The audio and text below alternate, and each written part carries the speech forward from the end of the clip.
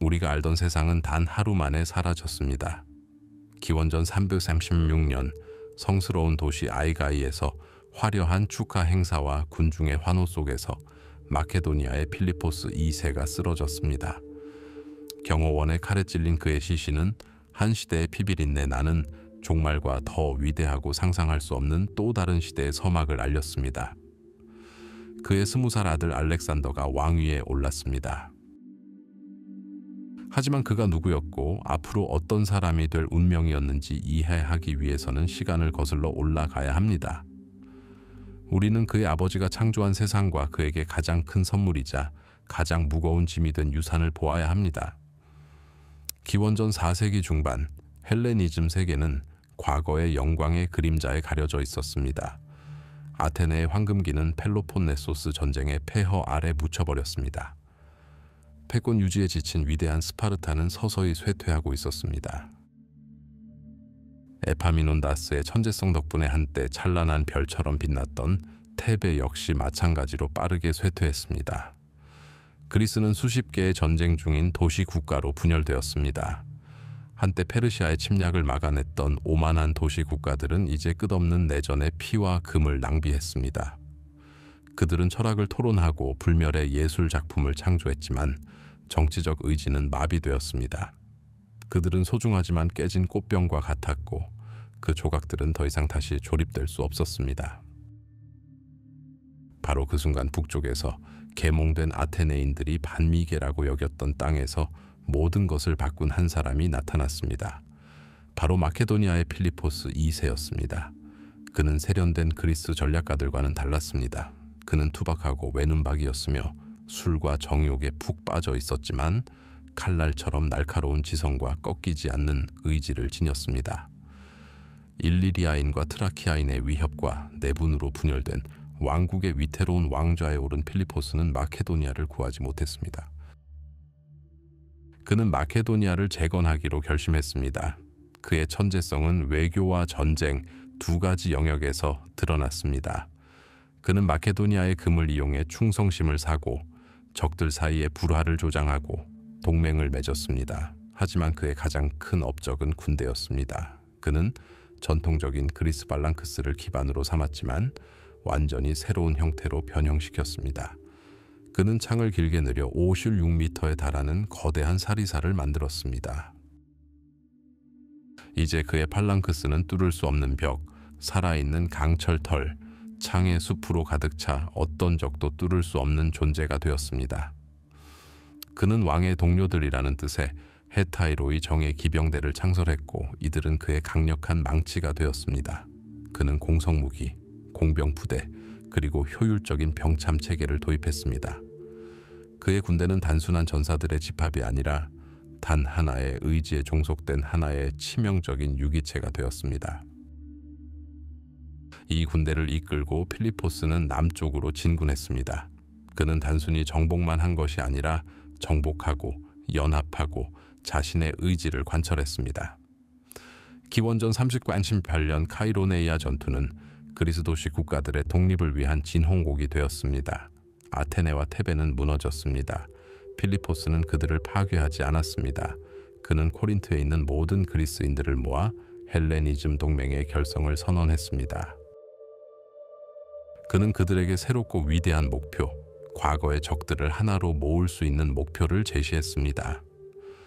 영원한적인 페르시아 제국에 맞서 동방으로 향하는 만국 원정이었습니다. 불타버린 신전, 불명예스러운 명예, 수십 년간의 굴욕에 대한 복수였습니다. 그는 역사상 가장 위대한 군사작전을 준비하고 있었습니다. 그는 칼을 벼렸지만 결코 명중시키지 못했습니다. 알렉산더가 물려받은 것은 바로 이 검, 이 군대, 이 위대한 사상이었습니다. 하지만 그는 단순히 아버지의 아들 그 이상이었습니다. 그는 완전히 다른 두 세계의 산물이었습니다. 한편으로는 그의 어머니 에피루스의 공주 올림피아스의 격동적이고 사나운 혈통이 있었습니다. 열정적이고 신비로운 그녀는 자신이 아킬레스의 후손이라고 믿었고 어쩌면 아들에게 그의 진짜 아버지가 즈스라고 믿게 했을지도 모릅니다. 그녀는 그의 영혼의 불과 영광을 향한 끝없는 갈증, 그리고 그의 신성한 운명에 대한 믿음을 불어넣었습니다. 반면 당대 최고의 사상가 아리스토텔레스의 냉철하고 이성적인 사고방식도 있었습니다. 필리포스는 그를 아들의 가정교사로 초대했습니다. 아리스토텔레스는 미해자의 그늘진 정원에서 3년 동안 어린 왕자에게 철학, 정치, 윤리, 의학, 그리고 자연의 비밀을 알려주었습니다. 그는 그에게 학문에 대한 열정과 그리스 문화에 대한 깊은 존경심을 심어주었습니다. 그리고 무엇보다도 그는 그에게 호메로스의 일리아스를 주었습니다.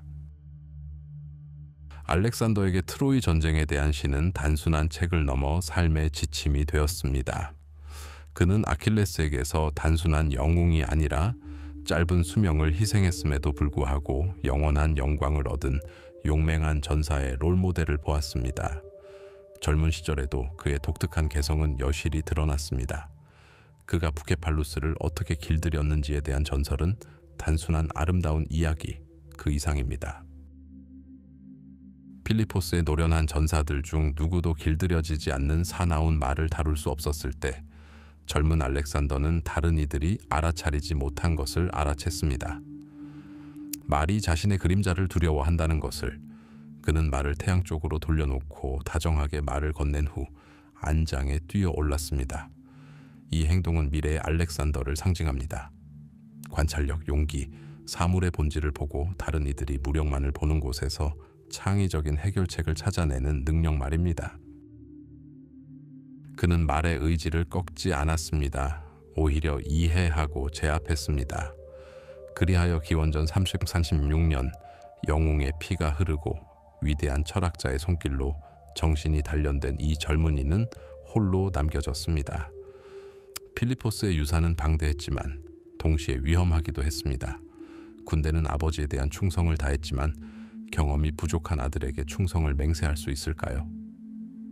간신히 평정을 되찾은 그리스 도시들은 즉시 자유를 되찾고자 발버둥 쳤습니다. 북쪽의 야만 부족들은 다시 고개를 들었습니다.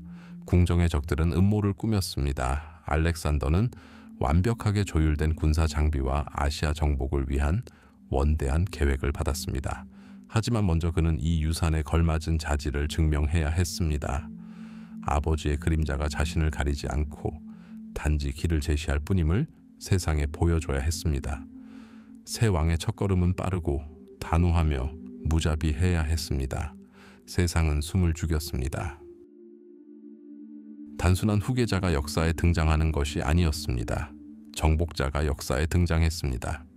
마케도니아의 필리포스가 전성기를 누리던 시절 그의 그림자가 그리스 전역을 뒤덮고 그의 시선이 페르시아 제국의 광대한 부에 고정되어 있을 때 그의 궁정 한가운데에는 그가 쌓아 올린 모든 것을 파괴할 수 있는 갈등이 드리워져 있었습니다. 필리포스는 새로운 시대의 설계자이자 뒤떨어진 왕국을 무적의 군사력으로 탈바꿈시킨 뛰어난 정치가이자 지휘관이었습니다. 그의 아들 알렉산더는 그의 가장 위대한 창조물이자 가장 큰 걱정거리였습니다. 영웅과 신의 피가 흐르는 젊은이는 이미 단순한 후계자 이상의 존재였습니다. 그는 필리포스가 통제하려 애썼지만 결코 완전히 통제할 수 없는 자연의 힘이었습니다. 아버지와 아들의 관계는 항상 존경, 사랑, 경쟁, 그리고 깊은 불신이 뒤섞인 복잡한 관계였습니다. 알렉산더는 아버지를 롤모델이자 자신의 영광을 가로막는 장애물로 여겼습니다. 필리포스는 아들의 지성, 용기, 그리고 군사적 재능을 자랑스러워했지만 그의 억제할 수 없는 야망과 어머니인 에피루스의 공주 올림피아스의 영향력을 두려워했습니다. 올림피아스는 열정적이고 자부심 넘치며 신비로운 여인으로 아들이 아킬레스와 제우스의 후손이라고 믿었습니다. 이 숨겨진 갈등에서 낙타의 등을 부러뜨린 결정적인 계기는 필리포스의 새로운 결혼이었다. 그가 선택한 상대는 영향력 있는 장군 아탈로스의 조카딸인 젊은 클로파트라였다. 에피루스 출신의 이방인 올림피아스와는 달리 클로파트라는 마케도니아의 혈통을 이어받은 사람이었다. 이 결합은 나이든 왕의 변덕에 그치지 않았다. 알렉산더 자신의 주장에 정당성의 그림자를 들이운 정치적 행위였다. 이제 마케도니아는 야만인의 혈통이 전혀 없는 새로운 후계자를 얻을 수 있었다. 결혼잔치에서 잔 부딪히는 소리와 시끄러운 연설 속에서 술에 취한 아탈로스는 치명적인 건배를 제안했습니다. 그는 마케도니아인들에게 필리포스와 클로파트라의 합법적인 후계자가 태어나도록 신들에게 기도해달라고 요청했습니다. 이 말은 알렉산더 대왕에게 비수처럼 박혔습니다. 내가 뭐야, 악당이고 사생아야. 그는 분노에 차 소리치며 아탈로스의 얼굴에 잔을 던졌습니다. 실랑기가 벌어졌습니다. 술에 취해 정신이 혼미해진 필리포스는 아들의 무례함에 분노하여 칼을 뽑아 알렉산더 대왕에게 다가갔습니다. 그러나 왕은 다리가 풀려 바닥에 쓰러졌습니다. 이 사람이 유럽에서 아시아로 건너가려던 참이군. 알렉산더 대왕이 씁쓸하게 조롱하며 말했습니다. 이 사람은 이 침대에서 저 침대로 건너가도 넘어지지 않겠군. 공개적인 굴욕은 참을 수 없었습니다. 알렉산더와 그의 어머니는 수도를 떠나 망명길에 올랐습니다. 아시아 침략이라는 원대한 계획이 위기에 처했습니다. 필리포스는 가장 뛰어난 지휘관이자 군대의 총애를 받는 알렉산더 없이는 원정이 불가능하다는 것을 알고 있었습니다. 길고 치욕적인 협상이 이어졌고 위태로운 화해가 이루어졌습니다. 알렉산더는 돌아왔지만 부자 사이의 균열은 깊어졌습니다. 궁정은 파벌로 갈라졌고 음모와 공포로 가득 찼습니다. 대단원은 기원전 336년 고대 마케도니아의 수도 아이가이에서 열렸습니다. 이 도시는 필리포스와 올림피아스의 딸 클로파트라의 결혼을 축하하고 있었습니다. 축하 행사는 전례 없는 규모로 진행되었습니다. 필리포스는 권력의 절정에 있었습니다. 그는 아들과 화해하고 그리스를 통일했으며 그의 선봉대는 이미 아시아로 건너갔습니다. 개선식 날, 그는 자신의 모든 영광을 사람들에게 드러내기로 결심했습니다. 눈처럼 하얀 옷을 입고 화환을 쓴 그는 행렬의 선두에 서서 극장에 들어갔고 경호원들을 과시적으로 해산시키며 국민에 대한 사랑이 그의 최선의 방어임을 보여주었습니다. 그는 올림포스의 12신 동상 사이를 걸었는데 13번째는 신들과 동등한 자신의 동상이었습니다.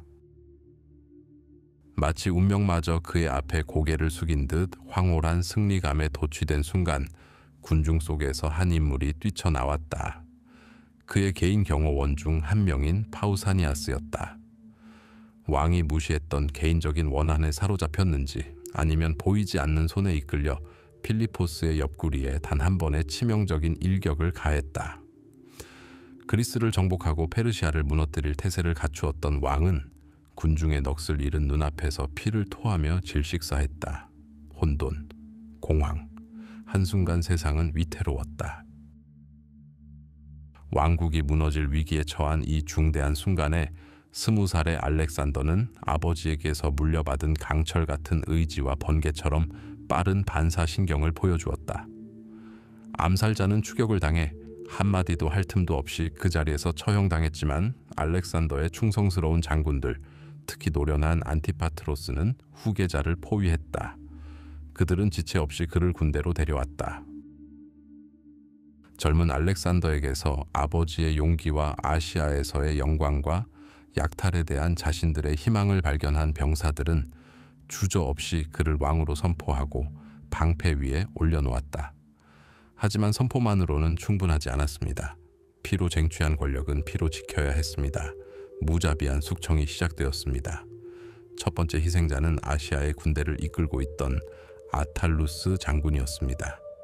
알렉산더가 보낸 자객들이 그를 기습했습니다. 그 후 새로운 권력에 도전하는 모든 잠재적 왕위 계승자들은 처형되었습니다. 필리포스의 마지막 아내 클로파트라와 그녀의 갓난아기에게 가장 끔찍한 운명이 닥쳤습니다. 전설에 따르면 복수심에 불타는 올림피아스는 먼저 청동 가마솥에 그녀의 아이를 산채로 삶아 죽인 후 그녀에게 올가미, 칼, 그리고 독 중 하나를 선택하도록 강요했습니다. 이것이 사실인지 아니면 적들이 만들어낸 어두운 신화인지는 결코 알 수 없습니다.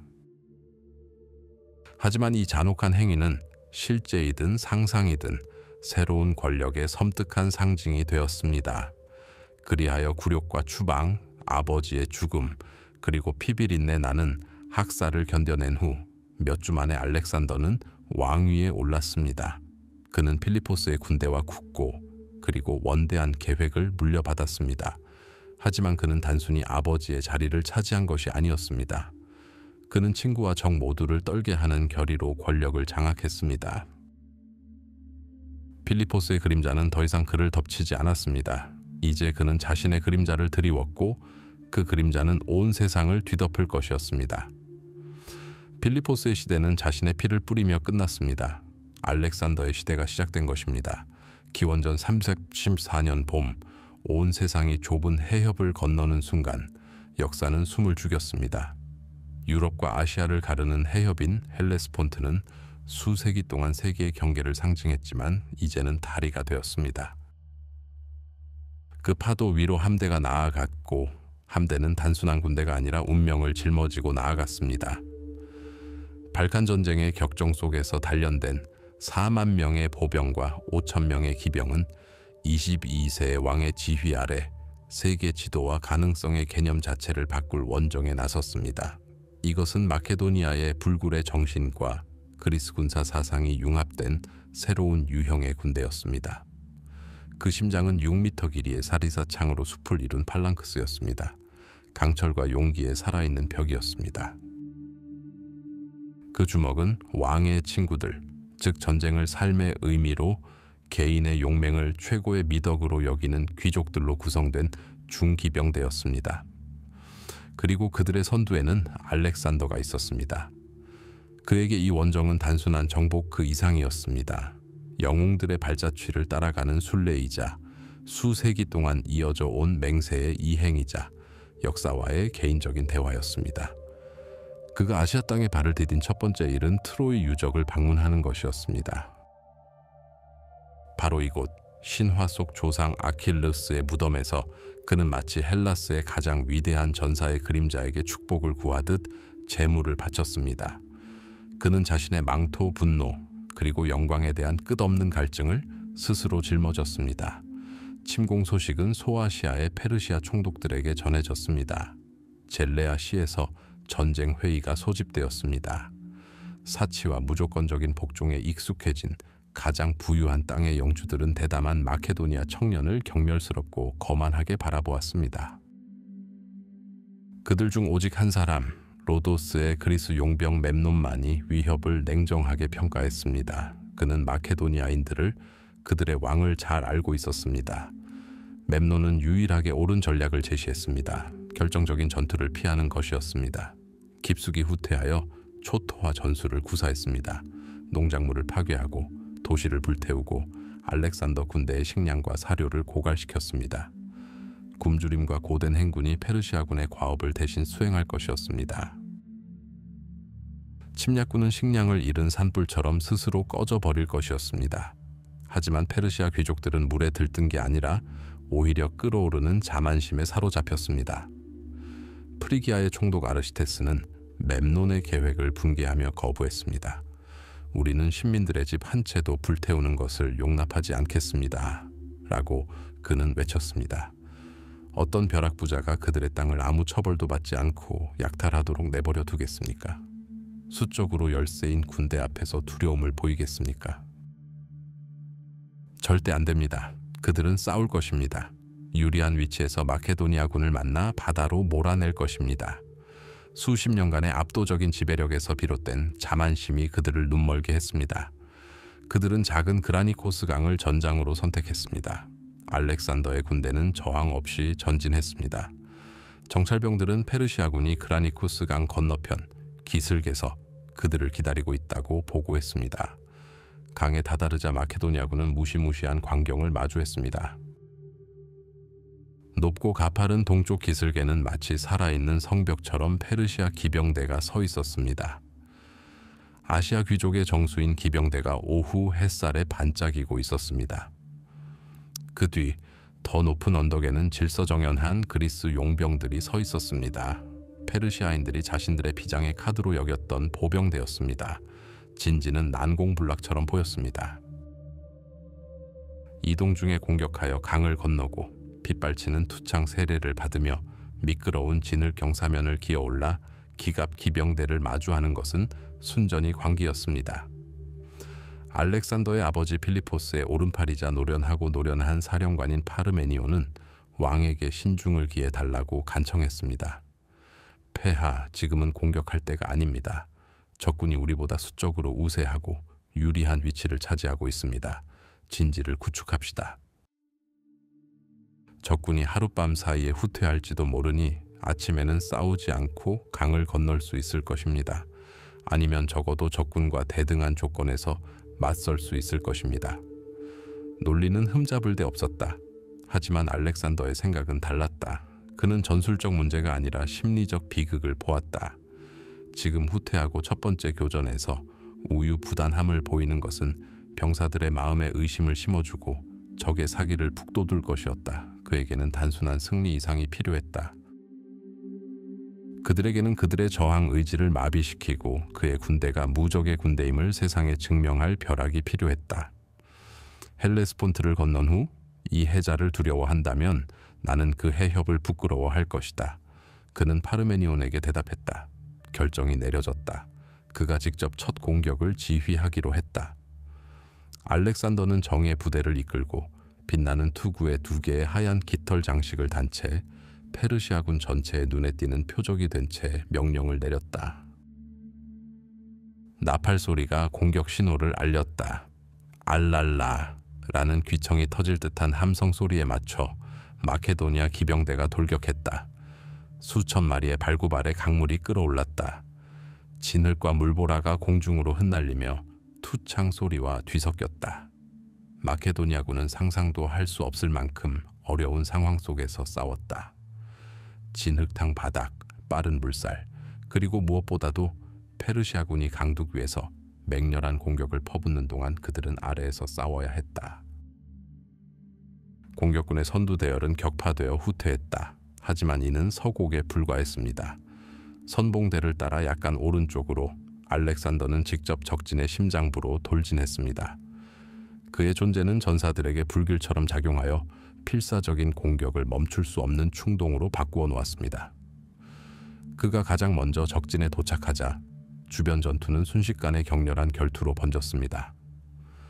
페르시아 귀족들은 왕을 알아보고 용감한 정복자를 물리친 영광을 꿈꾸며 그에게 달려들었습니다. 알렉산더는 사자처럼 싸웠습니다. 그의 창이 부러졌습니다. 그는 새로운 창을 요구했습니다. 수많은 병사와 말들이 그의 주위를 휩쓸었습니다. 그는 새 창으로 페르시아 왕 다리우스의 사위 미트리다테스를 쓰러뜨렸습니다. 바로 그때 레사코스와 스피트리다테스 2명의 총독이 양쪽에서 그에게 달려들었습니다. 레사코스는 검으로 알렉산더의 머리를 찔렀지만 투구는 그대로 남아 있었습니다. 스피트리다테스는 뒤에서 도끼를 들어 치명타를 가할 준비를 했습니다. 신과 필멸자가 얼어붙은 순간 역사는 완전히 다른 방향으로 흘러갈 수도 있었다.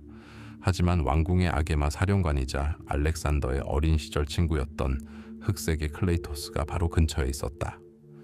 그는 번개처럼 빠른 움직임으로 스피트리다테스에 들어올린 손을 잘라 왕의 목숨을 구했다. 이 결투는 전환점을 맞이했습니다. 지도자들의 죽음과 마케도니아 왕의 걷잡을 수 없는 분노를 목격한 페르시아 기병대는 흔들렸습니다. 뚫을 수 없을 것 같았던 성벽이 무너졌습니다. 공황 상태에 빠진 도주가 시작되었습니다. 이제 팔랑크스의 차례였다. 큰 저항 없이 강을 건넌 마케도니아 보병대는 페르시아 기병대에 의해 운명에 내버려진 그리스 용병들을 공격했다. 사방이 포위된 용병들은 자비를 간청했다. 그러나 알렉산더에게 그들은 군인이 아니라 범그리스적 대의에 반하는 반역자였다. 자비는 없었다. 거의 모두가 학살당했다.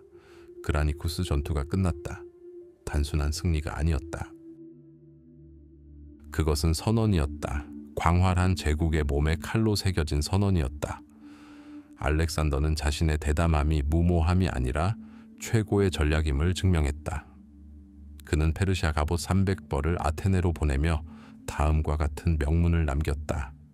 필리포스의 아들 알렉산더와 라케다이몬을 제외한 그리스인들이 아시아에 거주하는 야만인들에게서 이 갑옷을 빼앗았다. 첫 번째 일격이 가해졌다. 아시아의 문이 활짝 열렸다. 눈앞에는 대륙이 펼쳐져 있었다. 그라니쿠스 전투의 승리는 서곡에 불과했고 정복이라는 웅장한 교양곡의 첫 화음에 불과했습니다. 강둑의 핏자국은 아직 마르지 않았지만 마케도니아 군대는 이미 미지의 땅 깊숙이 진군했습니다. 알렉산더 앞에는 아나톨리아, 즉 소아시아가 펼쳐져 있었습니다. 이곳은 세계를 잇는 다리이자 문명의 교차로였으며 페르시아 제국의 심장부로 통하는 열쇠였습니다. 이는 단순한 진군이 아니었습니다. 수천 년의 역사를 간직한 돌 하나하나가 히타이트, 프리기아, 리디아를 떠올리게 하는 땅, 아대륙 전체를 정복하는 것이었습니다. 첫 번째 임무는 후방을 확보하고 페르시아 함대의 기지를 약화시키는 것이었습니다. 알렉산더는 에게해 연안을 따라 남쪽으로 진군했습니다. 수십 년간 페르시아 총독들의 지배 아래 신음하던 그리스 도시들이 차례로 그에게 문을 열어주었습니다. 에베소, 프리에네, 밀레투스, 그들은 마케도니아인들을 정복자가 아닌 해방자로 맞이했습니다. 알렉산더는 민주주의 회복을 선포하고 페르시아에 대한 조공을 폐지했으며 망명자들을 귀환시켰습니다. 그는 단순한 장군이 아니었습니다. 그는 창끝에 헬레니즘의 자유 이념을 품은 유능한 정치가였습니다. 하지만 아나톨리아 전체가 그에게 순순히 굴복한 것은 아니었다. 헤로도토스의 고향이자 견고한 성벽과 노련한 그리스 용병 멤논이 이끄는 페르시아 수비대의 보호를 받는 강대한 할리카르나소스는 맹렬한 저항을 펼쳤다. 포위 공격은 길고 피비린내 나는 전투였다. 마케도니아의 공성탑인 헬레폴라이는 수비군의 포격에 불타버렸고 공격은 수포로 돌아갔다. 이곳에서 알렉산더는 항복을 거부하는 적의 완강한 저항에 처음으로 맞닥뜨렸다. 하지만 그의 의지는 할리카르나소스의 석벽보다 강했다. 멤논은 바다를 통해 탈출했지만 도시는 함락되었다. 알렉산더는 할리카르나소스를 완전히 파괴하고 성체만 남겼다. 이는 그의 결의를 감히 의심하는 자들에게는 끔찍한 경고였다. 겨울을 보낸 후 군대는 분열되었습니다. 파르메니온 장군은 주력 부대를 이끌고 주요 도로를 따라 내륙으로 향했고 알렉산더 대왕은 정예 부대를 이끌고 리키아와 팜필리아의 험준한 산악지대를 통과하는 위험한 길을 선택했습니다. 이는 그들의 인내심을 시험하는 원정이었습니다. 병사들은 얼음바람에 뼛속까지 얼어붙는 눈 덮인 고개를 헤치고 나아가야 했고 발치에 파도가 부서지는 좁은 해안 도로를 따라 걸어야 했습니다. 전설에 따르면 바다가 그의 앞에서 갈라져 그의 신성한 사명을 깨달았다고 합니다. 하지만 진실은 언제나 가장 대담하고 예상치 못한 길을 택했던 그의 전사들의 불굴의 정신과 지휘관의 천재성에 있었습니다. 기원전 333년 봄, 아나톨리아 서부와 남부 지역 전체가 그의 지배에 들어갔습니다. 페르시아 함대는 항구와 보급품을 모두 잃은 채 항구에 발이 묶였습니다. 이제 갈등의 심장부를 공격할 때가 되었습니다. 군대는 연합하여 북동쪽 고대 프리기아의 수도 고르디온을 향해 진군했습니다. 고르디온은 부유한 항구 도시도 주요 군사 중심지도 아니었습니다. 고대 신화의 기운에 가려진 권력의 중심지였습니다. 바로 이곳 고대 아크로폴리스의 아시아 전역에 전해지는 유물, 전설적인 고르디우스 왕의 전차가 보관되어 있었습니다. 이 전차의 견인봉은 층층나무 껍질로 만든 복잡한 매듭으로 먼 개에 묶여 있었습니다. 매듭의 끝은 보이지 않아 풀기가 불가능해 보였습니다. 고대 예언에 따르면 고르디우스 매듭을 푸는 자는 온 아시아의 지배자가 될 것이라고 했습니다. 많은 사람들에게 이는 그저 오래된 이야기일 뿐이었습니다. 하지만 알렉산더는 상징의 힘을 잘 알고 있었습니다. 그는 군인들과 정복당한 민족의 신앙이 칼의 날카로운 만큼이나 중요하다는 것을 알고 있었습니다. 무력으로 아시아를 정복하는 것과 신들로부터 그러한 권리를 얻는 것은 완전히 다른 문제였습니다. 정해진 날, 알렉산더는 수행원들을 거느리고 신전으로 올라갔다. 마케도니아 참전 용사들, 프리지아인들, 그리고 주변 지역 곳곳에서 호기심 어린 구경꾼들이 모여들었다. 모두 숨을 죽이고 기다렸다. 왕은 수레에 다가갔다. 그는 수레를 오랫동안 주의 깊게 살펴보았다. 매듭은 마치 사람의 손이 아니라 시간 그 자체로 짜인 듯했다. 그는 그 안에서 단순한 퍼즐이 아니라 하나의 도전을 보았다. 전통과 예언, 그리고 정해진 운명을 가진 옛 세상에 대한 도전이었다. 그가 밖으로 온 세상이었다. 그는 손으로 매듭을 풀어보려 애썼다. 굳어진 나무 껍질의 곡선을 따라가며 시작과 끝을 찾으려 애썼다. 하지만 매듭은 풀리지 않았다. 실망한 웅성거림이 군중 사이로 퍼져나갔다. 위대한 알렉산더 대왕이 과연 얽히고 설킨 낡은 밧줄 앞에 물러설 것인가? 그러자 왕은 미소를 지었다. 그는 이해했다. 예언은 매듭을 풀 방법을 말했지만 구체적으로 어떻게 풀어야 할지는 말하지 않았다. 오래된 문제들은 새로운 해결책을 필요로 했다. 그는 운명이 호의를 베풀기를 기다리지 않았다. 그는 스스로 운명을 개척하기로 결심했다. 그는 칼집에서 검을 뽑아 날카롭고 정확한 단 한 번의 일격을 날렸다. 강철이 번쩍였다. 말라붙은 인피는 마른 찰칵 소리를 내며 두 동강이 났다. 수세기 동안 비밀을 지켜온 매듭이 그의 발치에 떨어졌다. 잠시 죽음의 침묵이 감돌았고 곧 군중은 환호성을 질렀습니다. 병사들은 왕의 행동을 하늘의 징조로 여기며 환호했습니다. 프리기아인들은 두려움과 경외심으로 그를 바라보았습니다. 그는 단순히 수수께끼를 푼 것이 아니었습니다. 그는 예정론의 실타래를 꿰뚫고 자신의 의지가 고대 예언보다 우월하다고 선언했습니다. 연대기 작가들의 기록에 따르면 그날 밤 격렬한 폭풍이 몰아쳤습니다. 천둥과 번개가 고르디온 상공을 뒤흔들었고 모든 사람은 이것을 최후의 확인으로 여겼습니다. 제우스가 아들의 업적을 칭찬하는 순간이었습니다. 고르디우스의 매듭이 끊어졌습니다. 그와 함께 구세계 질서는 붕괴되었습니다. 아나톨리아 정복은 전략적으로 뿐만 아니라 상징적으로도 완료되었습니다. 동쪽으로 향하는 길이 열렸습니다. 이제 신의 징조에 고무된 군대는 적의 주력 부대와 맞설 준비를 마쳤습니다. 알렉산더 앞에는 시리아 평원과 왕 중광 다리우스 3세가 있었습니다. 결정적인 전투가 다가오고 있었습니다. 틸의 성벽에 남겨진 피의 봉인과 반항적인 가자 지구에 주입된 잔혹한 교훈 이후 남쪽으로 향하는 길이 열렸습니다. 알렉산더 앞에는 신화만큼이나 오래된 땅, 페르시아 총독령의 왕관이자 세계의 곡창지대, 이집트가 펼쳐져 있었습니다. 이곳에서는 공성무기의 울림도 수비대의 피 흘림도 없었습니다. 대신 마케도니아 왕은 엄숙한 침묵에 휩싸였고 그 후 환호가 이어졌습니다. 이수스 전투 이후 군대와 증원군에 대한 희망을 잃은 페르시아 총독 마자케스는 멤피스의 성문을 활짝 열고 단 한 번의 타격 없이 국고를 내놓았습니다. 그의 앞에는 페르시아의 혹독한 지배에 지친 이집트가 익은 과일처럼 펼쳐져 있었다. 조로아스터교 정복자들에게 신들이 모욕당하고 신전이 약탈당한 이집트인들에게 알렉산더는 그저 또 다른 외국의 폭군이 아니었다. 그는 해방자, 신성한 질서와 정의, 즉 마트를 회복하기 위해 온 예언된 세력이었다. 군중은 거리로 쏟아져 나와 그를 정복자가 아닌 정통한 통치자, 오랫동안 기다려온 파라오로 맞이했다. 그들은 그의 금발머리와 날카로운 눈빛에서 신성의 희미한 빛, 하늘에서 내려온 징조를 보았다. 탁월한 정치적 통찰력을 지닌 알렉산더는 위엄과 깊은 존경심을 가지고 이 역할을 수행했습니다. 고대 수도 멤피스에서 그는 그리스 신들뿐만 아니라 도시의 수호신인 신성한 황소 아피스에게도 제사를 드렸습니다.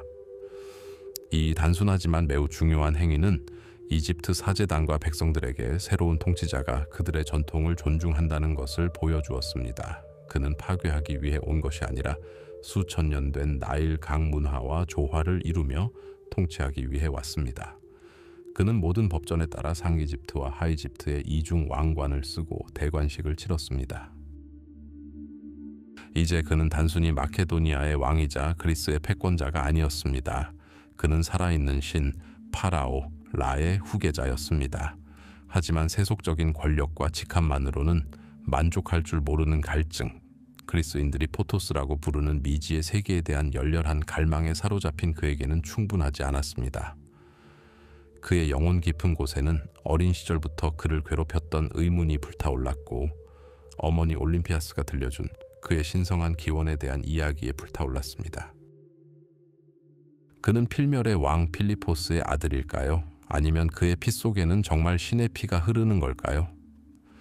이 의문에 대한 해답은 고대 세계의 델포이에 버금가는 명성을 떨치던 단 하나의 신탁에서만 찾을 수 있었습니다. 바로 리비아 사막 한가운데 버려진 외딴 오아시스 시와에 있는 제우스 아문의 신탁이었습니다.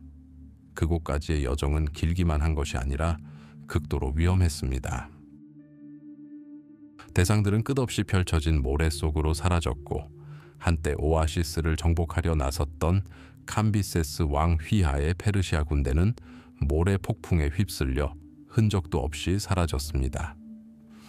알렉산더의 참모들은 이 원정을 미친 짓이라며 만류했습니다. 하지만 그에게 이것은 단순한 순례가 아니라 운명의 시험이었습니다. 그는 반드시 그곳에 도착해야 했습니다. 원정대는 해안을 따라 서쪽으로 이동하다가 불타는 모래바다 깊숙이 들어섰습니다. 사막은 조용하고도 시들어가는 분노로 그들을 맞이했습니다. 물 공급은 줄어들었고 랜드마크는 희미하게 빛나는 안개 속으로 사라졌으며 자결하는 태양은 낮이든 밤이든 자비를 베풀지 않았습니다. 전설에 따르면 일행이 길을 잃고 갈증으로 죽을 지경에 이르렀을 때 신들이 그들을 도와주었다고 합니다. 먼저 기적적인 폭우가 사람들과 땅에 물을 뿌렸고 그 후 두 마리의 뱀 혹은 다른 전설에 따르면 두 마리의 까마귀가 난데없이 나타나 대상에게 모래 언덕을 통과하는 진짜 길을 보여주었습니다. 이것이 사실인지 아니면 고뇌하는 마음에서 생겨난 신화인지는 더 이상 중요하지 않았습니다. 알렉산더와 그의 부하들에게 이는 신의 가호를 보여주는 또 다른 신호였습니다. 마침내 지평선에 초록빛 줄기가 나타났다. 수백 킬로미터의 죽음의 사막을 지나 시와 오아시스는 마치 기적처럼 지옥 한가운데에 있는 에메랄드빛 낙원처럼 보였다. 야자수 숲과 시원한 샘물 사이로 고대 아문라 신전이 솟아올랐다. 마치 시간이 멈춘 듯했다. 알렉산더가 성소에 다다르자 대제사장이 그를 맞이했다. 왕의 모든 동료들을 무시한 채 그는 그를 직접 불렀지만 필멸자로서가 아니었다. 그는 그를 신의 아들로서 맞이했다. 의식의 가장 은밀한 부분은 신전 깊숙한 곳에서 아무도 엿듣지 못하게 멀리 떨어진 곳에서 치러졌습니다. 알렉산더가 신탁에 정확히 무엇을 물었고 그 답은 영원히 비밀로 남았습니다. 그는 이 대화의 자세한 내용을 누구에게도 밝히지 않고 단지 내 마음이 원하는 것을 들었다 고만 말했습니다. 하지만 성소의 희미한 불빛에서 나오자 그의 얼굴은 환하게 빛났습니다. 그는 더 이상 의심하지 않았습니다. 그는 자신의 탁월함과 운명에 대한 확고한 확신을 굳건히 다졌습니다. 사제들은 공개적으로 그를 아문의 아들이라고 선포했습니다. 이집트의 아문을 최고신 제우스와 동일시했던 그리스인들에게 이는 한 가지 의미를 지녔습니다.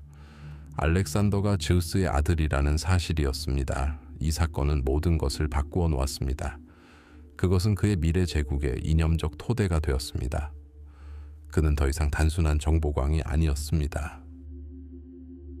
그는 신의 화신이 되었고 그의 사명은 신성하고 보편적인 차원을 획득했습니다. 사막에서 돌아온 알렉산더는 군사적 승리 못지않게 자신의 이름을 불멸의 경지로 만들 위협에 착수했습니다. 지중해 연안, 바다와 마러티스 호수 사이에 전략적으로 이상적인 위치에 그는 새로운 도시 건설 계획을 세웠습니다. 전설에 따르면 건축가들이 분필이 부족해지자 왕은 병사들에게 보리가루를 사용하여 미래의 넓은 거리, 신전, 아고라의 윤곽을 그리도록 명령했다고 합니다.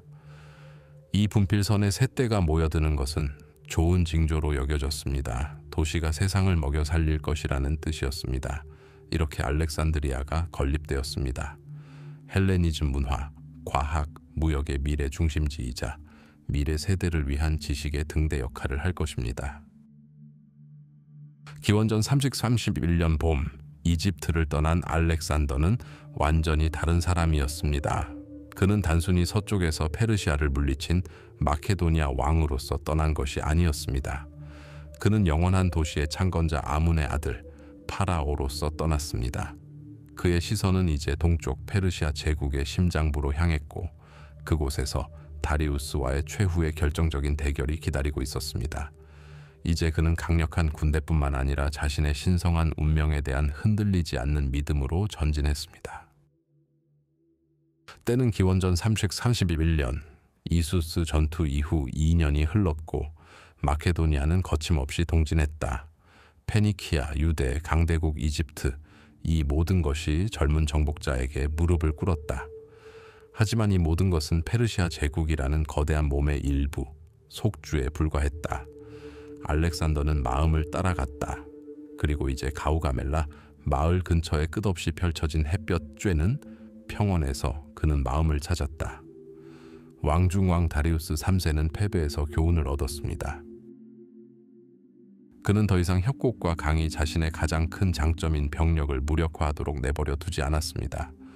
그는 이 전장을 직접 선택했습니다. 완벽하게 평탄하고 공병들이 개간하여 그의 주무기인 나차축 전차의 빠른 진격을 아무것도 방해하지 못하도록 했습니다. 무자비한 메소포타미아의 하늘 아래 그는 제국의 모든 힘을 결집했습니다. 고대 역사가들은 그 군대의 규모가 100만 명이었다는 기록을 세웠지만 가장 보수적인 현대 추산으로도 페르시아 군대의 병력은 최소 25만 명에 달했습니다. 이는 단순한 군대가 아니었습니다. 하나의 깃발 아래 온 세상이 모인 것이었습니다. 북쪽에서 온 스키타의 기마궁수, 아시아 중부에서 온 강력한 박트리아 기병, 인도 전투 코끼리, 그리스 용병 중장보병, 그리고 물론 군대의 핵심인 왕의 친위대인 10,000명의 불사신들이었습니다. 마케도니아 진영 앞에는 사람들의 바다가 펼쳐져 있었고 밤에는 불이 별이 빛나는 하늘에서 땅으로 내려오는 것 같았습니다. 알렉산더는 이 바다에 맞서 겨우 47,000명의 병력을 소집할 수 있었습니다. 보병 4만 명과 기병 7,000명이었습니다. 하지만 이들은 단순한 병사가 아니었습니다. 그라니쿠스에서 이집트까지 불과 물을 딛고 일어선 노련한 베테랑들이었습니다. 그들 각자는 지휘관을 눈으로 직접 알아보았고 각자의 천재성과 신의 은총을 믿었습니다. 이것은 군대가 아니었습니다. 하나의 유기체, 한 사람의 손에 든 날카롭게 갈린 칼날과 같았습니다. 전투 전날 밤, 노련한 파르메니온 장군이 왕에게 제안을 했습니다. 어둠을 틈타 공격합시다. 그는 조언했습니다. 저들의 거대한 진영에 기습과 혼란이 닥치면 우리 편이 될 것입니다. 알렉산더 대왕은 그를 바라보며 전설적인 말을 했습니다. 승리를 훔치지 않겠습니다. 그는 계략이나 속임수로 거둔 승리를 원하지 않았습니다. 그에게는 영광, 우월함을 증명하는 명백한 증거, 신과 인간 모두가 목격하는 승리가 필요했습니다. 그날 밤, 페르시아 진영에서 아무도 공격을 기다리며 잠들지 않은 사이에 알렉산더 대왕은 영웅처럼 깊은 잠을 잤습니다.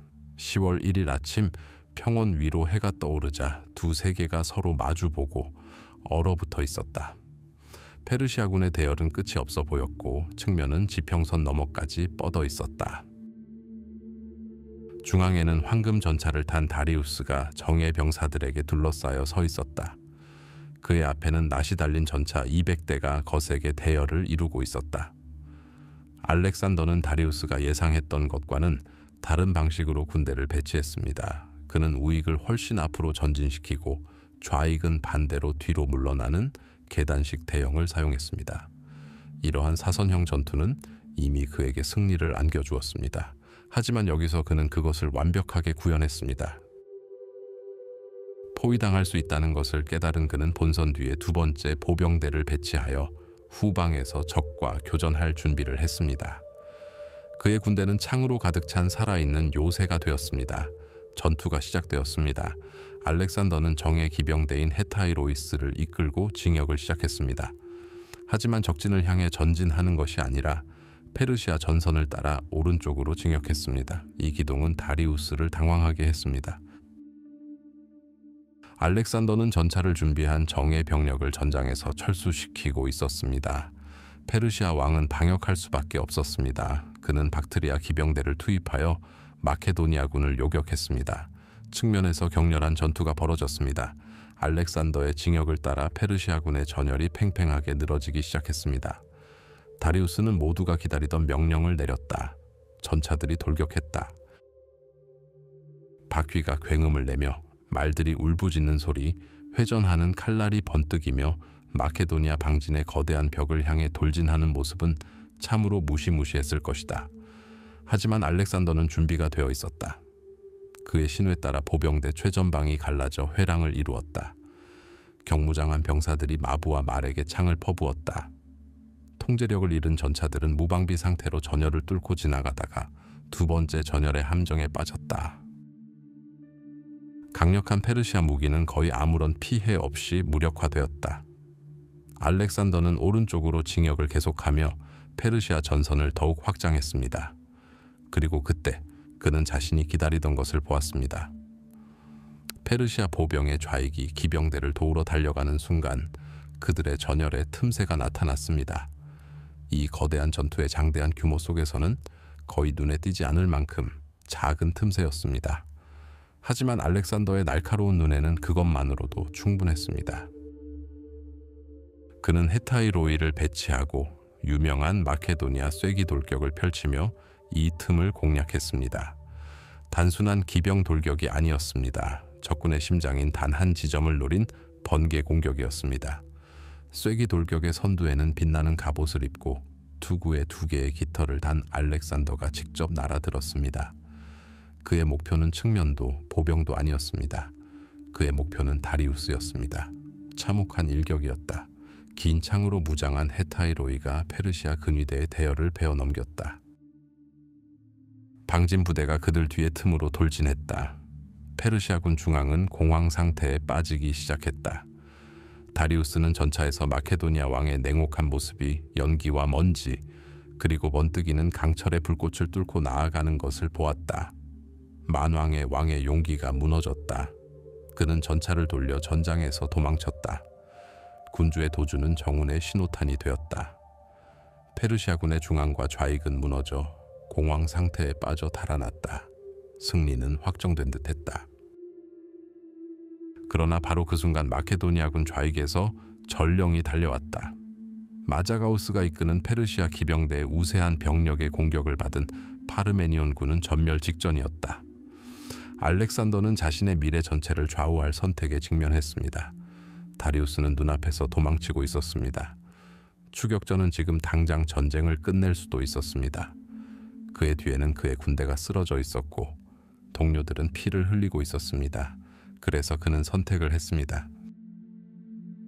최후의 목표에 대한 추격을 포기하고 승리한 기병대를 배치하여 파르메니온을 압박하는 페르시아군의 후방을 공격했습니다. 이 일격은 이 측면에서도 전투의 승패를 결정지었습니다. 해가 질 무렵 모든 것이 끝났다. 가우가멜라 평원은 수만 명의 전사자들의 시신으로 뒤덮였다. 대페르시아군은 더 이상 존재하지 않았다. 단순한 승리가 아니었다. 한 시대의 종말이었다. 수세기 동안 굳건히 버텨온 아케메네스 제국은 그날 무너져 먼지로 변했다. 바빌론, 수사, 페르세폴리스로 가는 길, 아시아의 보물과 심장으로 향하는 길이 열린 것이다. 알렉산더는 더 이상 단순한 마케도니아의 왕이 아니었다. 피비린내 나는 가우가멜라의 땅에서 그는 스스로를 아시아의 통치자라 칭할 자격을 얻었다. 가우가멜라 전투의 결정적인 승리 이후 페르시아 제국의 심장부로 향하는 길이 열렸습니다. 위대한 행정 수도였던 바빌론과 수사는 알렉산더에게 한치의 저항도 없이 함락되었고 마케도니아인들은 그 안에 숨겨진 수많은 보물에 경악했습니다. 하지만 이는 문턱에 불과했습니다. 눈앞에는 아케메네스 왕조의 의례적이고 정신적 수도였던 페르세폴리스가 펼쳐져 있었습니다. 이 도시는 단순히 권력의 중심지가 아니라 돌로 빚어낸 권력의 상징이었습니다. 정복당한 모든 민족의 대표들이 매년 한 번씩 모여 만왕의 왕께 예물을 바치던 곳이었습니다. 벽의 모든 도들 새김과 장엄한 홀의 모든 기둥은 페르시아의 위대함과 불가침성을 찬양했습니다. 기원전 330년 1월 알렉산더 대왕의 군대는 필사적이지만 허무한 저항에 부딪혔던 페르시아 문을 통과하여 성스러운 도시로 입성했습니다.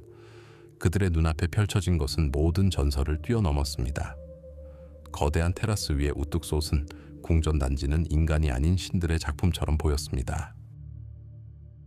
거대한 날개 달린 황소 라푸스가 지키고 있는 만국의 문으로 이어지는 웅장한 계단. 그 너머에는 그리핀과 사자 모양의 주두가 얹힌 수십 개의 가느다란 기둥숲인 아파다나가 있었습니다. 벽에는 메디아인과 페르시아인, 리디아인과 에티오피아인, 바빌로니아인과 인도인들이 최고의 선물을 들고 끝없이 행렬하는 모습이 조각되어 있었습니다. 바로 이곳에 제국의 역사가 돌 속에 얼어붙어 있었습니다. 이 금고에는 아케메네스 왕조가 여러 세대에 걸쳐 축적한 재물이 담겨 있었습니다.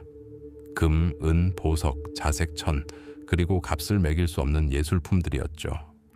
역사가들은 페르세폴리스 금고에 은화 12만 달란트가 보관되어 있었을 것으로 추정하는데, 이는 어떤 군대든 수십 년 동안 재정을 충당하기에 충분한 금액이었습니다. 일반 병사와 노련한 참전 용사 모두 마케도니아인들이 이 화려한 궁전을 거닐며 감탄했습니다. 약탈은 조직적이고 광범위했습니다. 보물을 실어가기 위해 지역 전역에서 수천 마리의 노새와 낙타가 동원되었습니다. 하지만 알렉산더는 몇 달 동안 도시에 머물렀습니다. 그는 의심에 시달렸습니다. 이 상징을 어떻게 해야 할까요? 그의 늙고 현명한 장군 파르메니오는 자비와 실용주의를 권했습니다. 이제 당신의 것을 왜 파괴합니까? 그가 말했습니다. 당신이 그들의 성지를 파괴한다면 이 민족들은 당신을 존중하지 않을 것입니다. 페르세폴리스를 보존함으로써 당신은 야만적인 정복자가 아니라 페르시아 왕들의 합법적인 후계자임을 보여줄 것입니다. 그의 말에는 정치가의 냉철한 논리가 담겨 있었습니다. 그러나 알렉산더의 영혼 속에는 다른 세력들이 전쟁을 벌이고 있었다. 그와 그의 군대에 속한 모든 그리스인에게 페르세폴리스는 단순한 외국 도시 그 이상이었다. 그곳은 폭정의 소굴이었고 150년 전 크세르크세스가 헬라스를 노예로 삼으려는 원정을 떠났던 곳이었다. 페르시아의 오만함을 상징하는 곳이었으며 마라톤 전사들의 피, 아테네의 재, 그리고 테르모필레와 살라미스에서 희생된 수천 명의 그리스인들의 희생으로 그 대가를 치렀다. 복수, 신성한 응징이라는 이념이 이 모든 원정의 원동력이었다. 그는 적의 영광을 기리는 이 기념비를 훼손하지 않고 그대로 둘 수 있었을까? 승리를 기념하는 성대한 잔치에서 대단원의 막을 내렸습니다. 포도주가 넘쳐 흐르며 피로를 싹 가시게 하고 오랜 원한을 되살렸습니다. 승리와 술에 취한 전사들과 지휘관들은 흥겨운 흥청망청 흥청거림에 휩싸였습니다. 전설에 따르면 바로 이때 프톨레마이오스 장군의 연인이자 아테네의 고급 매춘부였던 타이스가 발원대에 올랐습니다. 흥청망청 흥청거리는 사람들 사이에 선 그녀는 화약고에 불을 지른 연설을 했습니다. 그녀는 불타버린 아크로폴리스, 파괴된 아테나 신전, 그리고 조국이 겪은 굴욕에 대해 이야기했습니다. 그녀는 모든 그리스인들에게 가장 큰 승리는 자기 손으로 신전을 더럽힌 야만인들의 궁전에 불을 지르는 것이라고 선언했습니다. 그리고 복수를 더욱 상징적으로 만들기 위해 아테네 출신의 한 여인이 그 일을 하게 했습니다. 열정과 복수심으로 가득 찬 그녀의 말은 비옥한 땅에 떨어졌다. 술에 취한 군중은 횃불을 요구하며 함성을 질렀다. 전에는 허공에 떠돌던 생각이 구체화되었다. 만연한 충동에 휩싸인 알렉산더는 벌떡 일어섰다. 어쩌면 술에 취해 혼미한 상태에서 그는 이 사건에서 운명의 손길, 역사극의 위대한 마지막 장면을 보았을지도 모른다. 그는 횃불을 가장 먼저 붙잡은 자였다. 술에 취한 바카날리아로 시작된 것이 고대 제국의 장래 화형으로 변했습니다. 횃불 행렬이 궁전 복도를 행진했습니다. 알렉산더, 타이스, 그리고 그의 가장 가까운 동료들은 모두 이 파괴 의식의 사제가 되었습니다. 첫 번째 횃불이 벽을 장식한 호화로운 테피스트리 속으로 날아들었습니다. 불길은 들보와 천장을 만든 건조한 레바논 삼나무를 탐욕스럽게 녹여냈습니다. 불길이 하늘로 치솟아 지나가는 모든 것을 집어삼켰습니다. 100개의 기둥이 있는 홀, 아파다나, 크세르크세스의 궁전은 모두 타오르는 불길로 변했습니다. 귀중한 가구, 조각된 패널, 직물, 제때 치워지지 않은 모든 것이 불길의 연료가 되었습니다. 열기가 너무 강렬해서 수백 년 된 돌담은 갈라지고 무너졌습니다. 과거의 위대함을 증언하는 옅은 부조는 그을음으로 검게 변했고 얼굴은 불타는 안개 속에서 왜곡되어 있었는데 마치 세상이 파괴되는 것을 고통스럽게 바라보는 듯했다. 다음 날 아침 연기가 걷히자 알렉산더와 그의 군대는 완전히 황폐해진 광경과 마주쳤습니다. 웅장한 궁전은 사라지고 검게 그을린 폐허와 쓸쓸한 기둥들만이 잿더미 속 묘비처럼 남아 있었습니다. 전설에 따르면 술이 깬 알렉산더는 자신의 행동을 후회하며 단순히 적의 상징을 파괴한 것이 아니라 세계 예술의 걸작을 파괴했음을 깨달았다고 합니다. 하지만 이 행위의 정치적 의미는 귀청이 터질 듯 컸고 모호하지 않았습니다. 페르세폴리스를 불태움으로써 알렉산더는 다리를 불태웠습니다. 그는 온 세상의 아케메네스 왕조가 멸망했고 과거로 돌아갈 수 없음을 선포했습니다. 이는 모든 사트라프와 모든 페르시아 귀족에게 보내는 신호였습니다. 네오히 왕 다리우스는 이제 도망자 신세이고 그의 제국은 잿더미에 불과하다. 페르세폴리스의 불길은 온 시대를 위한 장작더미가 되었습니다. 이 영이 자욱한 폐허 위에서 알렉산더는 새로운 헬레니즘 세계의 탄생을 선포했으며 그 이후로는 오직 한 명의 통치자만이 통치할 것입니다. 페르시아 왕위 계승 전쟁은 끝났습니다. 마지막 아케메네스 왕조를 향한 사냥이 시작된 것입니다. 페르시아 제국은 그의 뒤편에서 죽어가고 있었다. 만왕의 왕 다리우스 3세는 마케도니아의 칼에 쓰러진 것이 아니라 자신의 총독들의 단검에 쓰러졌다. 알렉산더의 많은 병사들에게 이것은 전쟁의 끝, 그리스의 잘못에 대한 위대한 복수의 마지막이었다. 그들은 고향 헬라스의 포도원과 올리브 과수원으로 돌아가기를 바라며 동쪽을 바라보았다. 그러나 알렉산더 자신에게 다리우스의 죽음은 단지 시작일 뿐이었다. 그는 복수자가 아니라 정복자였다. 그리고 정복은 불완전함을 혐오한다. 제국의 권력은 암살자이자 박트리아 총독이었던 베수스에게 찬탈당했고 그는 스스로를 새로운 왕 아르타크세르크세스 5세라고 칭했습니다. 그는 평화의 거대한 벽, 즉 그리스인들이 코카서스라고 부르는 힌두쿠시 산맥에 눈 덮인 본구리 너머로 도피했습니다. 그곳 정복되지 않은 황무지 박트리아와 소그디아나에서 그는 새로운 저항의 깃발을 들고자 했습니다. 알렉산더에게 이것은 단순한 반란 이상의 것이었습니다. 그의 권위, 즉 신성한 통치권에 대한 도전이었습니다. 원정은 계속되었습니다. 힌두쿠시 산맥을 넘는 것은 전투로 단련된 군대조차 거의 무너뜨릴 만큼 힘든 시련이었습니다. 그 매서운 추위에 익숙하지 않은 수천 명의 병사들이 동상과 설맹으로 목숨을 잃었습니다. 말들은 깊은 눈더미에 푹 빠졌고 식량은 바닥났으며 병사들은 쓰러진 짐승의 날고기를 안장 밑에서 부드럽게 먹었습니다. 그것은 오로지 왕의 불굴의 의지에 의해 이끌려 얼음 지옥을 통과하는 행군이었습니다. 알렉산더는 병사들과 함께 걸으며 그들의 모든 고난을 함께 나누었고 그의 모범은 그들이 몸을 제대로 굴리지 않을 때에도 전진하도록 이끌었습니다. 그들은 마치 유령처럼 박트리아 계곡으로 내려갔습니다. 기진맥진하고 동상에 걸렸지만 그 기세는 꺾이지 않았습니다. 베수스는 불가능한 일, 즉 마케도니아 군대가 겨울에 힌두쿠시 산맥을 건넜다는 사실을 알게 되자 공황 상태에 빠져 거대한 옥수스 강 너머 북쪽 소그디아나로 도망쳤습니다. 그는 뒤따라오는 초토화를 남기며 추격자들을 굶주림이 멈추게 하기를 바랐습니다.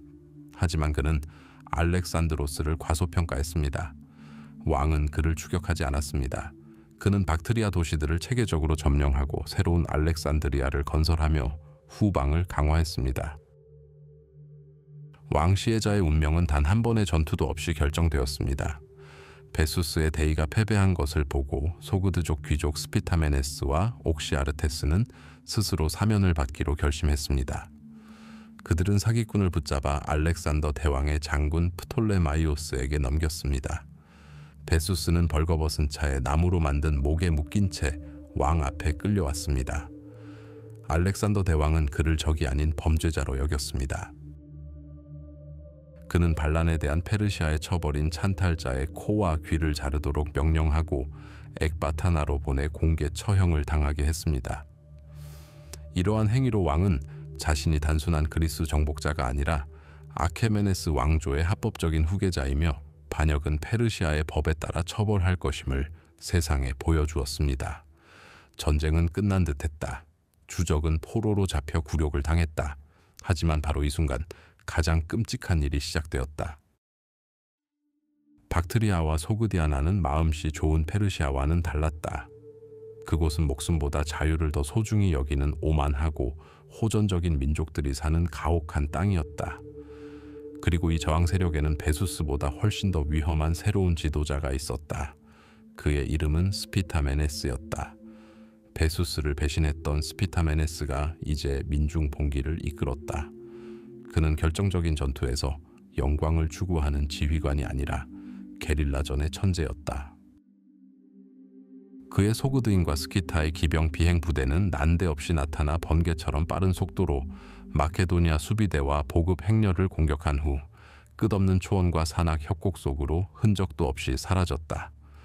정전투를 위해 창설된 알렉산더의 군대는 함정에 빠졌다. 그들의 방지는 싸우기를 거부하는 적에게 무력했다. 마케도니아인들은 폴리티메투스 강에서 쓰라린 교훈을 얻었습니다. 스피타메네스가 이끄는 소그드인들이 2,000명의 마케도니아군을 완전히 섬멸한 것입니다. 카이로네이아 이후 한 번도 패배하지 않은 군대에게 이는 충격적인 일이었습니다. 비극의 현장으로 달려간 알렉산더는 훼손된 병사들의 시신만 보았습니다. 왕의 분노는 끔찍했습니다. 그는 게릴라전에 극도의 공포를 안겨주었습니다. 원정 전체에서 가장 잔혹한 두 해가 시작되었습니다. 알렉산더는 불과 칼을 휘두르며 소그디아나를 가로질러 진군하며 도시 전체를 학살했고 여자와 아이는 한 명도 살려두지 않았습니다. 그는 백성들이 교묘한 스피타메네스를 지지한다는 것을 알고 그들의 지지 기반을 뿌리째 뽑아 이 땅을 피로 물들이기로 결심했습니다. 그는 요새를 건설하고 수비대를 배치하여 이 지역을 철권으로 장악하려 했습니다. 알려진 세상의 끝자락 작사르테스 강변에 17일 만에 알렉산드리아 에스카타, 즉 가장 먼 알렉산드리아라는 요새 도시를 건설했습니다. 이곳은 강 너머를 배회하는 야만적인 스키타의 부족들과 맞붙은 그의 문명 전초기지였습니다. 하지만 공포조차도 저항을 꺾을 수 없었다. 그들의 심장은 소그디아 바위와 코리의 바위로 알려진 난공불락의 산악 요새에서 뛰고 있었다. 귀족 옥시아르테스와 그의 가족은 전제 피난처를 마련했다. 바위는 난공불락처럼 보였다. 깎아지른 듯한 눈 덮인 암벽이 구름까지 뻗쳐 있었다. 항복할 기회가 주어지자 소그디아인들은 그저 비웃으며 마케도니아인들에게 날개 달린 병사들을 보내라고 소리쳤다. 도전은 수락되었습니다. 알렉산더는 정상에 도달하는 사람에게 거액의 보상을 약속했습니다. 군대에서 가장 숙련된 등반가인 300명의 지원자들은 암벽 등반용 쐐기와 로프로 무장하고 밤을 틈타 아찔한 등반을 시작했습니다.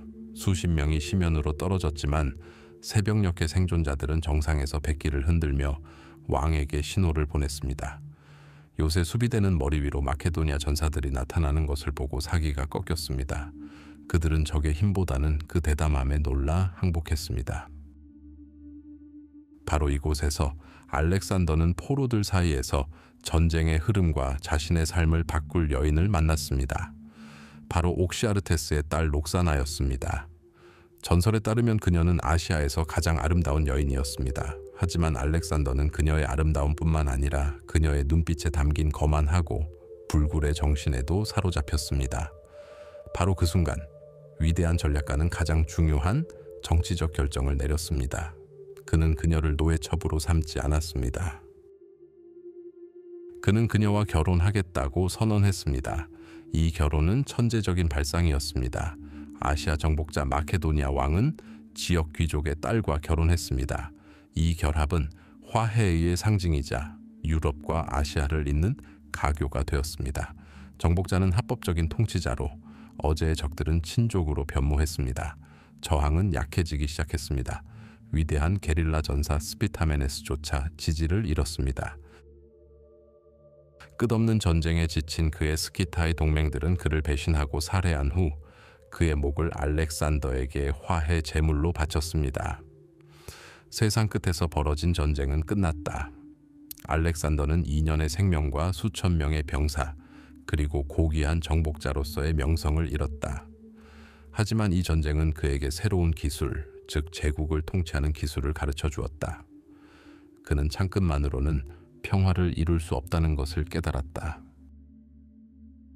때로는 결혼 동맹, 현명한 정치, 그리고 타국을 포용하려는 의지가 필요했다.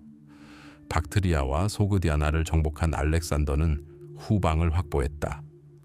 이제 만족을 모르고 끊임없이 새로운 지평을 찾아 헤매던 그의 시선은 남동쪽으로 향했다. 인더스강 너머에는 신비롭고 미지의 땅, 인도가 펼쳐져 있었다.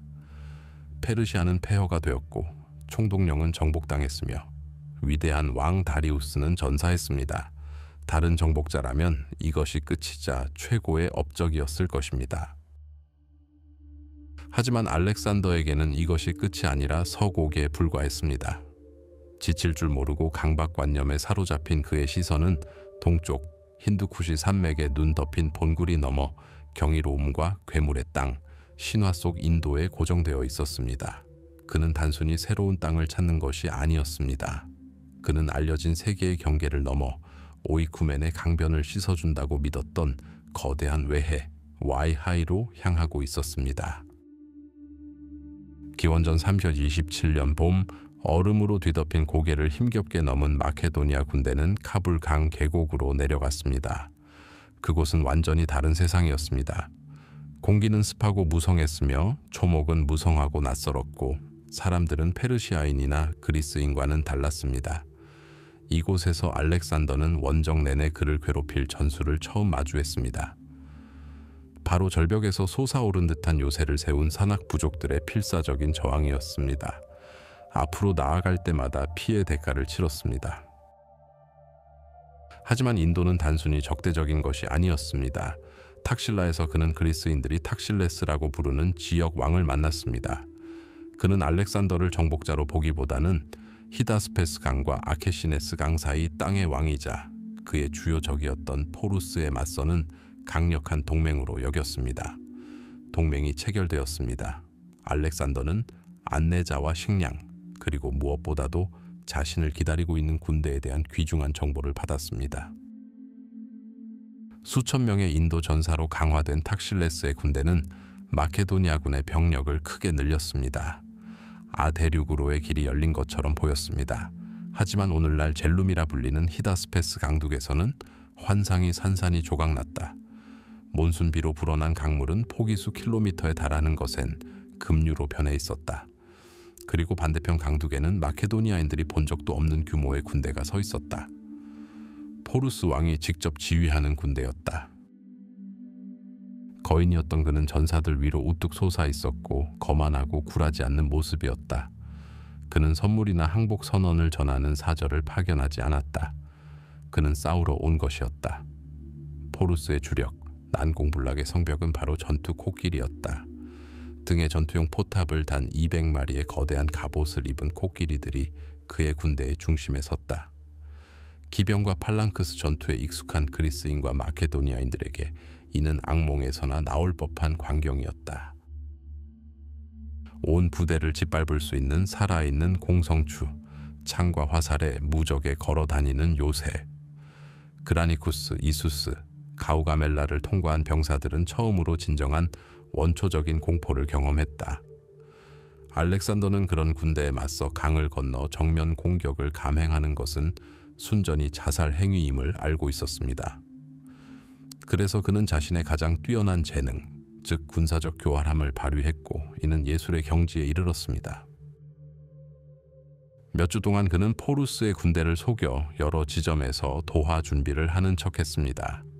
그의 군대는 밤에 강둑을 따라 시끄럽게 이동하며 인디언들을 끊임없이 경계했습니다. 포루스는 점차 이러한 기동에 익숙해졌고 더 이상 예민하게 반응하지 않았습니다. 이것이 바로 알렉산더가 기다려왔던 것이었습니다. 밤을 틈타 소음과 함성을 가린 맹렬한 노우 속에서 알렉산더는 기병과 보병으로 구성된 정예 부대를 이끌고 상류 25km를 건너기 시작했습니다. 엄청난 위험이었습니다. 병사들은 소용돌이에 빠져 익사했고 말들은 물살에 맞서 허우적거렸습니다. 그러나 아침이 되자 마케도니아 선봉대가 적진에 도착했습니다. 적의 기만을 간파한 포루스는 아들을 전차와 기병으로 공격했지만 이미 때는 늦었습니다. 짧은 전투 끝에 인디오들은 패주했고 왕의 아들은 전사했습니다. 이제 포루스는 자신을 우회하는 적군에 맞서기 위해 전군을 투입해야 했습니다. 알렉산더의 생애에서 가장 피비린내 나는 기이한 전투, 히다스페스 전투가 시작된 것입니다. 방진이 전진하며 방패를 꽉 쥐고 사리사를 치켜들었다. 그러나 그들에게 맞선 것은 페르시아 기병대가 아니라 살아있는 탑이었다. 코끼리들은 질서정연한 마케도니아군 대열을 박살내고 병사들을 짓밟고 코로 붙잡아 공중으로 내던졌다. 코끼리들의 포효는 부상병들의 울부짖음과 뒤섞였다. 수십 년 동안 무적이었던 방진이 곧 무너질 듯했다. 그러나 알렉산더는 여기서도 천재성을 보여주었다.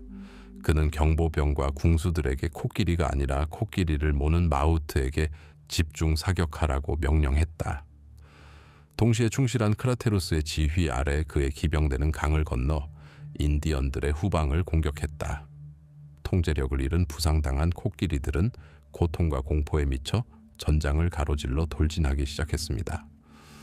그들은 더 이상 아군과 적군을 구분하지 못했고 마케도니아군과 같은 맹렬한 기세로 인도 보병대를 짓밟기 시작했습니다. 전투는 혼돈으로 치닫았습니다. 이 와중에 마케도니아군의 규율과 경험이 승리했습니다. 포루스 왕은 마지막 순간까지 싸웠습니다. 부상을 입고 거대한 코끼리에 앉아 마치 가라앉는 배의 선장처럼 그는 남은 군대를 이끌고 거의 홀로 남았습니다. 마침내 피를 많이 흘려 기진맥진한 그는 포로로 잡혔습니다. 그는 알렉산더 앞에 끌려갔습니다. 정복자는 적의 용기에 감탄하며 당신을 어떻게 해야 합니까? 라고 물었습니다. 포루스의 대답은 역사에 기록되었습니다. 알렉산더, 왕으로서. 알렉산더는 왕답게 행동했습니다. 그는 포루스의 목숨과 왕국을 살려주었을 뿐만 아니라 그의 영토를 확장하여 그를 인도에서 가장 강력한 신하로 만들었습니다. 그는 복종보다 용맹을 더 중시했습니다. 승리는 완벽했지만 그 대가는 엄청났다. 코끼리와의 전투의 공포는 참전 용사들의 기억 속에 영원히 각인되었다. 군대는 기진맥진했다. 끝없는 몬순비는 땅을 늪으로 만들었고 갑옷은 녹슬었으며 습한 기후의 상처는 아물지 않았다. 그러나 승리에 도취된 알렉산더는 마지막 바다인 겐지스 강을 향해 전진했다. 그리고 상상도 할 수 없는 일이 벌어졌습니다. 히파시스 강변에서 사막과 산을 넘나들며 왕을 온순하게 따라왔던 군대, 세계 최강 제국을 정복했던 군대가 안 된다고 말했습니다. 열병과 향수병으로 지치고 흉터투성이가 된 병사들은 더 이상 나아가기를 거부했습니다. 그들은 강 너머에 수십만 명의 전사와 수천 마리의 전투 코끼리를 거느린 훨씬 더 강력한 왕국들이 기다리고 있다는 이야기를 들었습니다. 그들은 한계에 도달했습니다. 알렉산더는 격노했다. 그는 천막에 틀어박혀 그들의 명예를 호소하며 영광과 부를 상기시켰다. 그는 생애 가장 열정적인 연설 중 하나를 하며 세상 끝까지 마지막 한 번만 더 나아가자고 간청했다. 하지만 그의 대답은 참전 용사들의 말없이 지친 얼굴들 뿐이었다. 그의 옛 동지 켄이 그들을 위해 목소리를 높였다. 그는 전사한 전우들, 살아남은 이들의 관자놀이에 도단한 흰 머리카락, 그리고 그들의 아내와 자식들을 보고 싶어하는 간절한 마음에 대해 이야기했다. 세계 지도를 새롭게 만든 한 사람의 의지가 처음으로 수천 명에 거역할 수 없는 의지와 충돌했습니다. 무적의 알렉산더는 패배했습니다.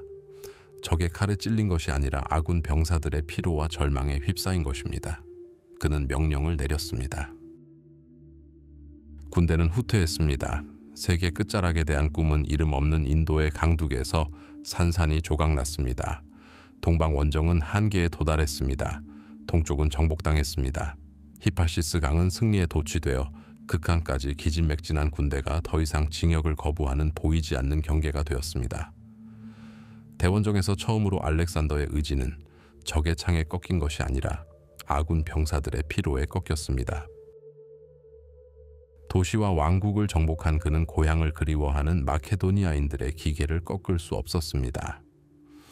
대양에 씻겨 내려간 오이쿠멘의 강변에 도달하려는 꿈은 산산이 조각났습니다. 길은 서쪽으로 뻗어 있었습니다. 하지만 알렉산더에게 귀화는 결코 단순한 후퇴가 될 수 없었습니다.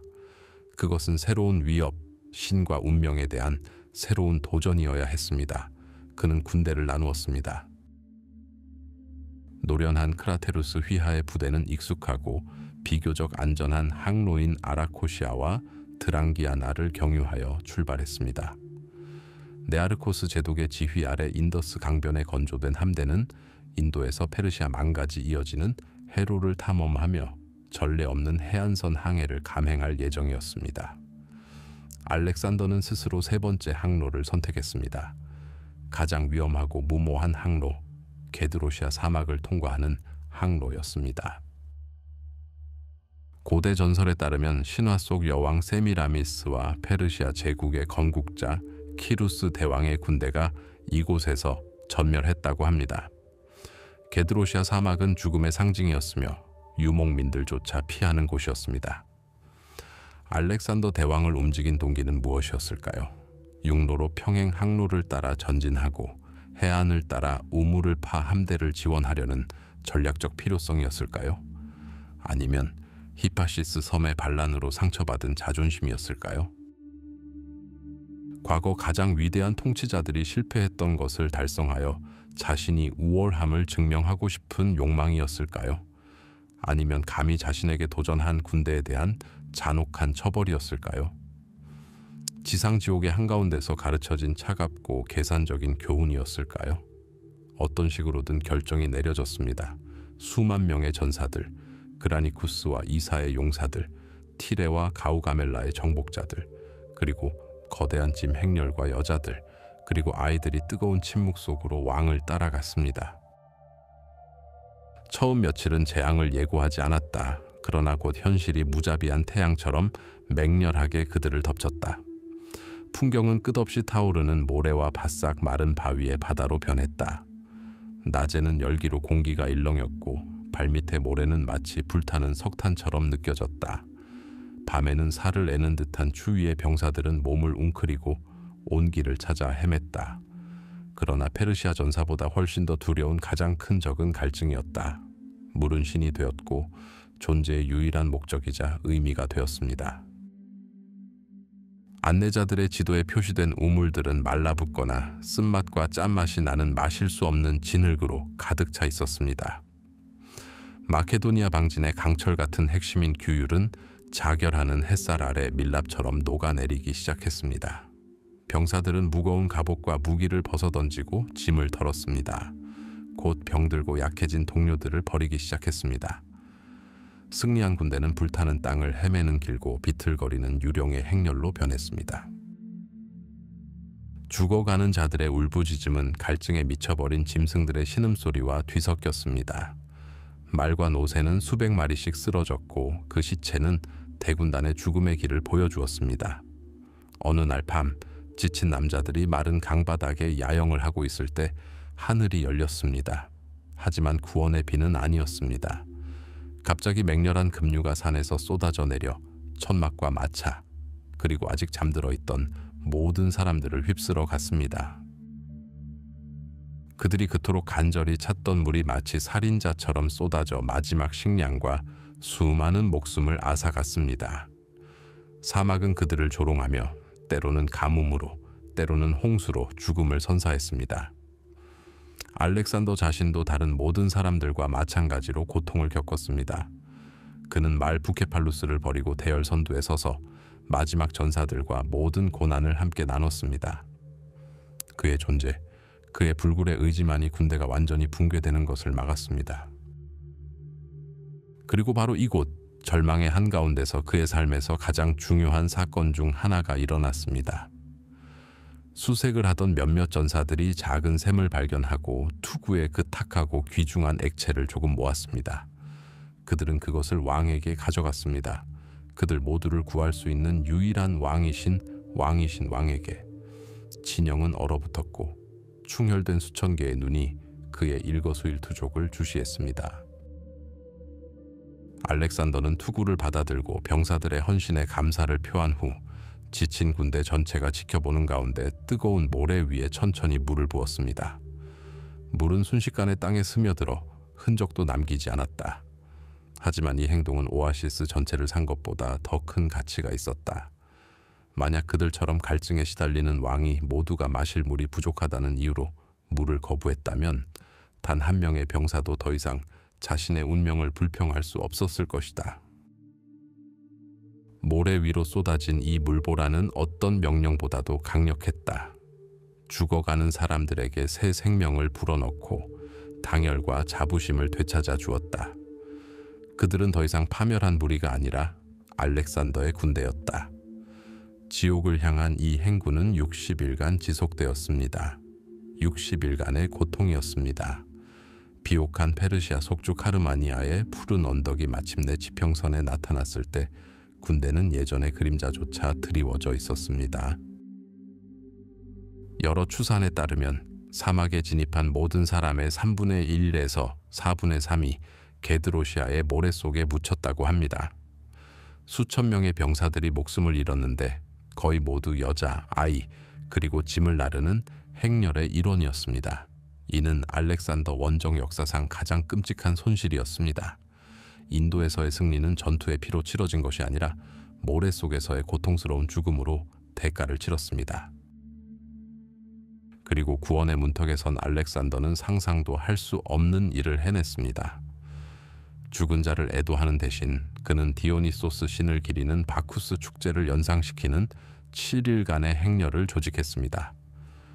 겨우 서 있을 수 있는 병사들은 꽃으로 장식된 전차를 타고 이동하며 잔치를 벌이고 노래를 불렀습니다. 술의 신으로 분장한 왕이 직접 이 기이한 행렬을 이끌었습니다. 이는 기적적인 구출에 대한 기쁨의 표현이었을까요? 억눌린 기쁨 속에 자신의 경험의 공포를 잊으려는 시도였을까요? 아니면 최근 몇 년간의 비인간적인 스트레스가 그의 정신을 파괴하기 시작했다는 신호였을까요? 사막을 건너 귀화는 끝났다. 군대는 살아남았지만 여정의 상처는 영원히 남을 것이다. 알렉산더는 다른 이들이 목숨을 잃은 곳에서도 전진할 수 있음을 증명했다. 하지만 이러한 우월함을 과시한 대가는 끔찍했다. 위대한 정복자는 승리한 지도자가 아니라 적의 의해가 아니라 자신의 의지에 의해 군대가 무너진 통치자로서 제국의 심장부로 돌아왔다. 승리는 모래와 먼지처럼 쓰디쓴 맛이었다. 기원전 30-23년 바빌론, 메소포타미아의 뜨거운 열기가 새롭고 전례 없는 제국의 심장이 된 도시를 뒤덮었습니다. 바로 이곳, 고대 세계의 수도에서 아시아의 정복자이자 세계 제국의 통치자였던 알렉산더는 영광의 정점에 서 있었습니다. 그의 제국은 그리스에서 인도까지 뻗어 있었고 무력뿐 아니라 그의 인격적 힘으로도 하나로 뭉쳐져 있었습니다. 이 남자에게는 한계가 없는 듯했습니다. 그의 머릿속에는 이미 새롭고 훨씬 더 장대한 계획들이 신메링하고 있었습니다. 아라비아 정복, 아프리카 일주, 서구 정복, 그의 야망의 우주는 너무 작아 보였습니다. 하지만 바로 이곳, 그의 세계의 중심, 뜨거운 바빌로니아 태양 아래에서 역사상 가장 위대한 정복자는 마지막 무적의 적을 만났습니다. 마케도니아 귀족들의 삶에서 흔히 그렇듯 모든 것은 잔치로 시작되었습니다. 친구 헤파이스티온의 애도 의식이 끝난 후 알렉산더는 점차 사업과 삶으로 돌아갔습니다. 5월 말, 그는 친구이자 테살리아 출신 메디우스의 잔치 초대를 받아들였습니다.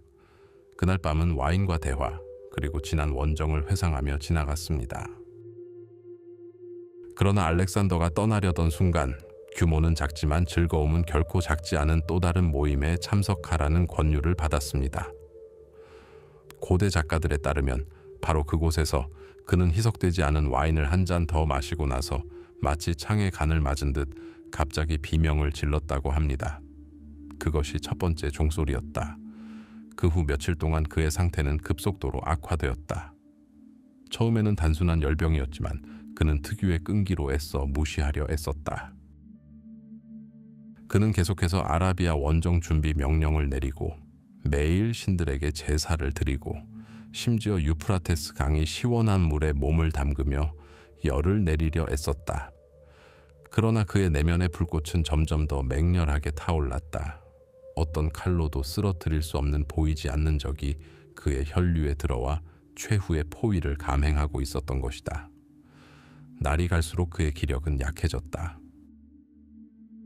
사막과 산을 헤치며 군대를 이끌었던 왕은 이제 도움 없이 자신의 방에서 제단까지 걸어갈 수 있었다. 수십만 명의 병사들에게 명령을 내리던 그의 목소리는 쉰 속삭임으로 변했다. 지휘관의 병환 소식은 광활한 진영 전체에 번개처럼 퍼져나갔다. 불안은 두려움으로 그리고 깊은 절망으로 바뀌었다. 그라니쿠스에서 히다스페스까지 좋을 때나 나쁠 때나 그의 곁을 지켜준 충성스러운 마케도니아 병사들은 믿기를 거부했다. 그들에게 알렉산더는 단순한 왕 그 이상이었다. 그는 행운의 화신이자 살아있는 신, 승리와 미래를 보장하는 존재였다. 그의 죽음은 상상조차 할 수 없는 일이었고 세상의 종말 그 자체였다. 병을 앓은 지 열흘째 되던 날, 모든 희망이 사라졌음이 분명해지자 군대에는 왕이 이미 죽었고 장군들이 이를 숨기고 있다는 소문이 퍼졌습니다. 웅성거림이 터져 나왔습니다. 노병들은 지휘관을 마지막으로 한 번 더 만나달라고 요구했습니다. 미래의 세계 지배자가 될 디아도코이들은 감히 그들을 거절할 수 없었습니다. 그리고 역사상 가장 비극적인 작별 인사 중 하나가 벌어졌습니다. 왕궁의 문이 활짝 열렸다. 죽어가는 알렉산더의 침상 너머로 그의 군대가 끝없이 흘러갔다. 고요하고 끝없는 인파의 강이었다. 수백 번의 전투를 치른 노병들은 얼굴에는 흉터가, 눈에는 눈물이 맺힌 채 지휘관 곁을 지나갔다. 그들은 아무 말도 하지 않았다. 그저 그를 바라보며 그들에게 한 시대를 대표했던 그 남자의 모습을 기억 속에 새기려 애썼다. 알렉산더는 더 이상 말을 할 수 없었다. 열병에 시달렸지만 정신은 맑았다. 옛 동지들을 알아보았다. 그는 눈짓, 가벼운 고개 끄덕임, 손짓으로 답했다. 이 말없는 작별 인사는 어떤 말보다 더 큰 의미를 담고 있었다. 함께 나눈 영광, 함께 나눈 고통, 그리고 그들의 위대한 전쟁이 영원히 끝났다는 사실. 마지막 병사가 방을 나갔을 때 왕의 곁에는 그의 가장 가까운 장군들 프톨레마이오스, 셀르코스, 그리고 페르디카스만이 남았습니다. 그들은 최후가 다가왔음을 직감했습니다. 전설에 따르면 그중 한 명, 아마도 페르디카스가 알렉산더의 귀에 바싹 다가가 세상의 운명을 좌우할 중요한 질문을 던졌다고 합니다. 왕국을 누구에게 물려주겠소? 잠시 침묵이 흘렀고 죽어가는 남자의 거친 숨소리만이 그 침묵을 깨뜨렸다. 그리고 마지막 힘을 다해 그는 운명적인 예언이 될 두 마디를 속삭였다. 토이 케라티 토이, 가장 강한 자에게. 이것이 그의 진정한 유언이었을까? 아니면 마지막 순간의 분노였을까? 가장 가치 있고 강력한 자만이 자신이 세운 제국을 지킬 수 있다는 것을 인정한 것일까? 아니면 그의 죽음이 필연적으로 그의 늑대 지휘관들을 후계자 자리를 놓고 벌어지는 피비린내 나는 투쟁으로 몰아넣을 것이라는 냉소적인 이해였을까? 우리는 결코 알 수 없을 것이다. 하지만 이 말은 유언이 아니라 하나의 판결이었다. 30년간 이어진 디아도코이 전쟁에 불씨를 지핀 불꽃이었다. 기원전 3023년 6월 10일 또는 11일 알렉산더 대왕의 심장이 멈췄습니다. 그는 겨우 32세였습니다. 그리고 그의 몸이 식자마자 궁전의 어두운 구석구석, 지휘관들의 막사, 그리고 바빌론 거리에 오늘날까지 이어지는 속삭임이 울려 퍼졌습니다. 그의 죽음에 얽힌 미스터리, 단순한 질병이었을까요? 말라리아나 발진티푸스가 왕과 일반 병사 모두를 죽음으로 몰아넣었던 고대 세계의 평범하고 잔혹한 진실이었을까요? 아니면 그 이면에 더 큰 무언가가 있었을까요? 많은 사람에게 의심의 그림자가 드리워졌습니다. 소문에 따르면 마케도니아 총독 안티파트로스가 주범으로 지목되었는데 그는 알렉산더 대왕이 폐위시키려던 노장이었습니다. 그는 왕의 분노를 두려워했을까요? 아니면 먼저 공격하기로 결심했을까요? 그의 아들 카산드로스가 독약을 바빌론으로 가져왔고 메디우스의 연회에서 안티파트로스의 또 다른 아들인 술시종 이올라우스가 왕의 잔에 독약을 타 마셨다고 합니다. 전설에 따르면 독약 자체도 신화 속 스틱스 강의 얼음물이라고 하는데 노새의 발군만 빼고는 모든 그릇을 부식시킬 수 있다고 합니다. 이러한 비난은 결코 입증되지 않았습니다. 대부분의 현대 역사가들은 질병, 오래된 상처, 그리고 수년간의 과음과 과도한 업무로 인한 피로가 더해진 자연사라는 견해를 선호합니다. 하지만 미스터리는 여전히 남아 있습니다. 생전의 칼날의 일격처럼 명확하고 이해하기 쉬웠던 한 남자의 최후에 풀리지 않는 수수께끼가 되었습니다. 세상은 숨을 죽이고 멈췄다. 위대한 행진은 끝났다.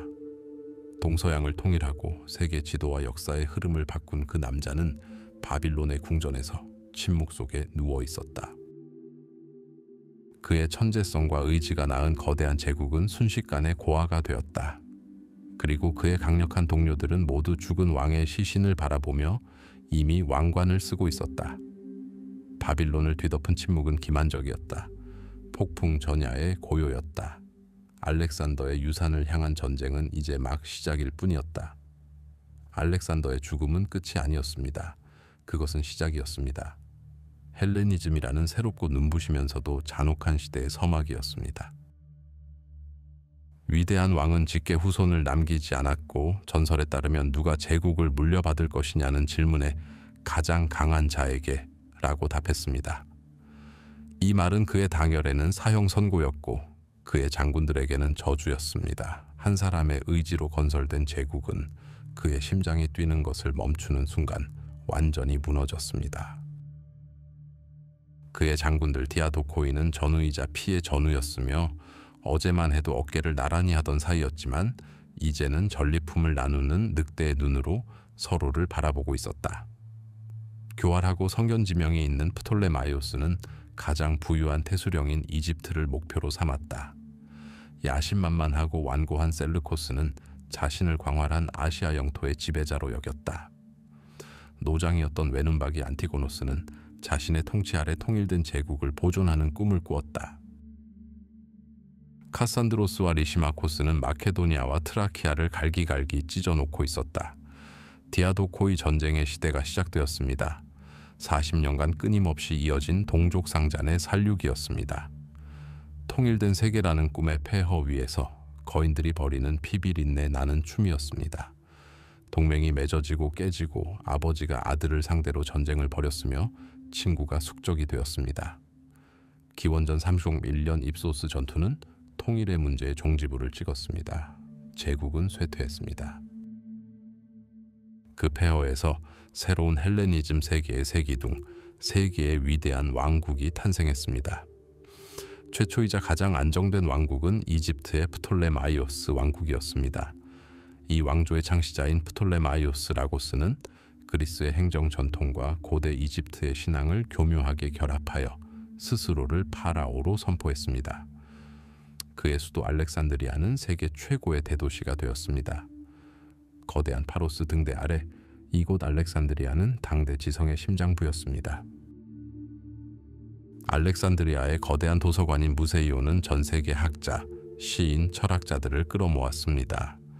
유클리드는 이곳에서 기하학의 기초를 다진 원론을 집필했습니다. 에라토스테네스는 이곳에서 지구의 둘레를 놀라운 정확도로 계산했습니다. 알렉산드리아는 단순한 도시가 아니었습니다. 그리스의 합리성과 수천 년 된 동양의 신비주의가 만나는 문화의 용광로였습니다. 두 번째 강국은 에게해에서 인도 국경까지 뻗어있던 셀르코스 제국이었습니다. 이 제국은 헬레니즘 국가들 중 가장 규모가 크고 가장 다국적이며 가장 격동적이었습니다. 셀르코스 왕조는 아시아의 수십 개의 새로운 도시, 즉 그리스 도시 국가를 건설하면서 헬레니즘 민족의 언어, 문화, 그리고 법률을 도입했습니다.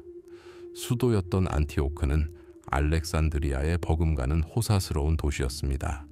그러나 바빌로니아, 페르시아, 유대인, 그리고 박트리아를 지배하는 것은 매우 어려웠습니다. 제국은 끊임없이 반란과 전쟁으로 흔들리며 파르티아 제국과 같은 새로운 강대국의 부상에 점차 동쪽 국경지대를 잃어갔습니다. 세 번째 기둥은 정복자의 고향, 안티고노스 왕조의 지배 아래 마케도니아로 남았습니다. 그들은 스스로를 알렉산더와 필리포스의 유산을 수호하는 수호자로 여겼으며 불안한 그리스를 장악하기 위해 끊임없이 싸웠습니다. 아테네와 스파르타 같은 그리스 도시 국가들은 이전의 권력을 잃었음에도 불구하고 독립을 위해 필사적으로 투쟁하며 동맹을 맺고 마케도니아의 패권에 도전했습니다. 하지만 헬레니즘은 단순한 전쟁과 왕국 그 이상이었습니다. 무엇보다도 그것은 하나의 문화적 현상이었습니다. 알렉산더의 정복은 동서양 사이에 오래된 장벽을 허물었습니다. 코인의 그리스어는 박트리아 상인, 유대 관리, 이집트 학자들이 사용하는 국제 소통의 언어가 되었습니다. 그것은 역사상 최초의 세계어였으며 수백만 명의 사람들을 하나로 묶었습니다. 위대한 문화적 종합이 이루어졌습니다. 그리스 신들은 동방에서 그들의 대응물을 찾았습니다. 제우스는 이집트의 아문과 동일시되었고 아프로디테는 페니키아의 아스타르테와 동일시되었습니다. 오시리스와 아피스의 특징을 그리스 신들과 결합한 사라피스 신 숭배와 같은 새롭고 혼합적인 숭배가 생겨났습니다. 예술은 알아볼 수 없을 정도로 변화했습니다. 고전적인 조화와 고요함은 감정, 역동성, 그리고 표현의 폭풍으로 자리를 내주었습니다. 라오콘과 그의 아들들이나 사모트라케의 나이케를 만든 헬레니즘 조각가들은 이상적인 아름다움이 아니라 고통, 승리, 아픔, 즉 인간의 모든 감정을 표현하고자 했습니다. 철학 또한 변화했습니다. 폴리스의 전통적인 기반이 무너진 세상에서 사람들은 내면에서 힘을 찾았습니다. 이렇게 운명을 용감하게 받아들이는 스토아주의와 적당한 쾌락과 마음의 평화 속에서 행복을 추구할 것을 주장하는 에피쿠로스주의가 탄생했습니다. 이러한 철학은 개인을 위한 것이었지 도시국가의 시민을 위한 것이 아니었습니다. 3세기 동안 헬레니즘 세계는 창조, 전쟁, 그리고 교역으로 번영했습니다. 인류는 근본적인 과학적 발견, 시대를 초월하는 예술작품, 그리고 새로운 철학 체계를 선물받았습니다. 그러나 끝없는 전쟁은 디아도코의 왕국들을 지치게 했고 그들을 취약하게 만들었습니다. 서쪽에서는 이미 먹구름이 몰려오고 있었다. 새롭고 실용적이며 무자비한 세력, 로마가 세력을 얻고 있었다. 전투로 단련된 이 공화국은 점차 그리스 도시들을 정복했고 그 다음에는 왕국들을 정복했다. 마케도니아가 함락되었고 그 다음에는 셀르코스 제국이 함락되었다. 헬레니즘 세계의 마지막 거점은 프톨레마이오스 왕조의 마지막 여왕, 전설적인 클레오파트라가 살았던 이집트였다. 기원전 30년 그녀의 죽음은 한 시대의 종말을 상징했다. 로마는 무력으로 헬레니즘 세계를 정복했습니다. 하지만 로마는 그 문화에 의해 정복당했습니다. 그리스 철학, 과학, 문학, 예술은 로마 문명의 토대가 되었고 이를 통해 모든 서양 문화의 토대가 되었습니다. 알렉산더 대왕의 정치 제국은 단 한 세대만 지속되었습니다. 하지만 그의 문화 제국, 즉 불과 야망으로 탄생한 헬레니즘 세계는 불멸의 존재임을 증명했습니다. 그것은 역사의 흐름을 바꾸고 문명을 통합하고 우리가 사는 세상의 토대를 마련했습니다. 한 사람이 꿈꾸었던 인류 통합은 실현되지 못했지만 새롭고 복잡하면서도 찬란한 세계를 탄생시켰고 그 메아리는 오늘날까지도 울려 퍼지고 있습니다.